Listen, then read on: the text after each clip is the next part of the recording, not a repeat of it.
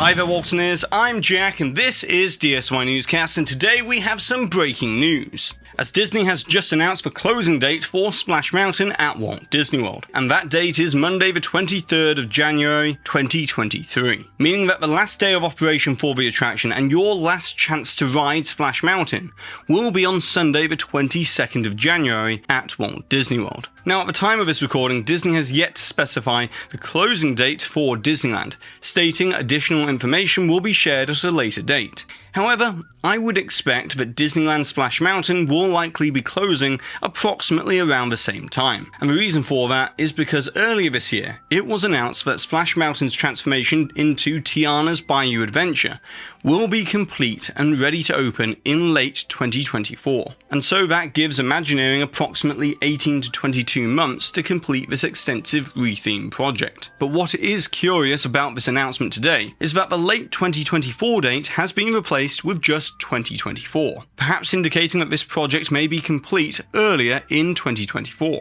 although I might be at risk of reading too much into that. Then the other thing to consider here is that despite Splash Mountain always closing for refurbishment in January, this is just my speculation, but I reckon that Disneyland operations will probably want the closing date to fall around January the 27th, as that is when Mickey and Minnie's Runaway Railway opens, and so it wouldn't leave an attraction capacity deficit. Whereas over at Walt Disney World, with Splash Mountain closing on January 23rd, it's going to be interesting to see what Disney announces with TRON, as there had been a popular belief that they would have TRON up and running before then closing Splash Mountain to avoid that attraction capacity deficit at the Magic Kingdom. Now, in addition to this closing announcement, we also received a brand new piece of artwork for the new attraction, and it looks incredibly promising, as beyond the atmospheric Louisiana vibe that the artwork illustrates, we can see a wide selection of characters such as Tiana, Lewis, and a band of musical critters. But why I say this looks promising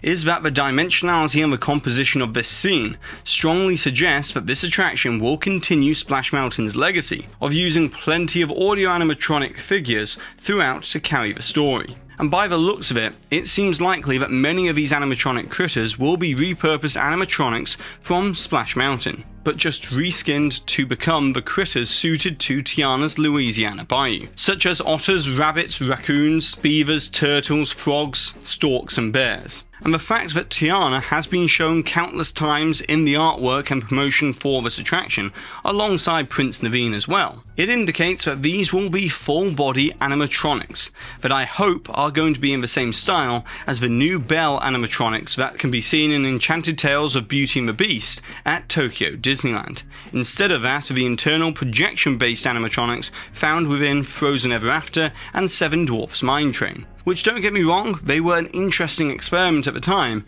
but they're not as reliable or as effective as the full cartoon skin technique implemented on the newer animatronics that we've seen post Pandora's opening. However, the lead Imagineer on this project is Sharita Carter, who has integrated projection mapping technology in innovative and dynamic ways in many attractions in the past, from Indiana Jones Adventure to recently with Mickey and Minnie's Runaway Railway. And so I'd imagine that Tiana's Bayou Adventure will make great use of dynamic projection mapping throughout all of the scenes. And I even suspect that after seeing this very brief snippet from the upcoming Peter Pan attraction for Tokyo Disney Sea, that we might also see integrated a blend of physical and screen-based scenes to help flesh out the rest of the story in many of the in-between empty scenes within Splash Mountain. And look, I'm very optimistic for Tiana's Bayou Adventure, as it's sure to have a stellar soundtrack, but there's still a part of me that wishes that Disney had given Tiana a brand new attraction instead of just retheming Splash Mountain. And the reason why I say that is because I love the music and the character development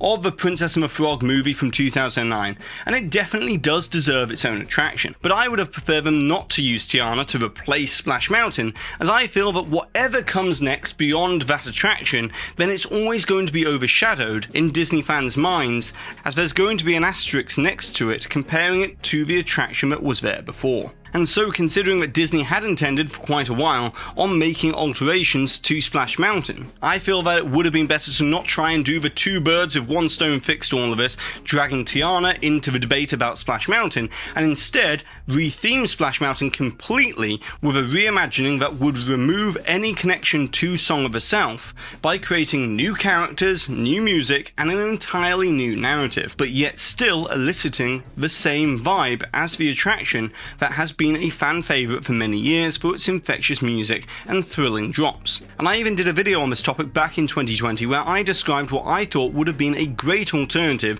to the Splash Mountain problem, and that would have been to re-theme it to Western River Expedition, making it a non-IP attraction so therefore they had more flexibility with a ride system and narrative. But in conclusion for today, I'm sure that many of you will feel disappointed at the thought that you've probably already had your last ride ever on Splash Mountain. But as the old saying goes, the only constant in life is change, and nothing will stay the same forever. And so personally, over the next 2 years, I'm very intrigued to see how Imagineering are going to fulfill their huge objective that they've set for themselves, delivering a solid new attraction with Tiana's Bayou Adventure when it opens in 2024. But now, as always, it's over to you Boltoneers, as I would like to know what are your thoughts and opinions on the Splash Mountain closure date, your fondest memories of the attraction, and what are you looking forward to in Tiana's Bayou Adventure. And if you enjoy these newscast videos, then be sure to subscribe down below, hit the notification bell, and check out the rest of the videos on the channel. And with all that being said, I've been Jack,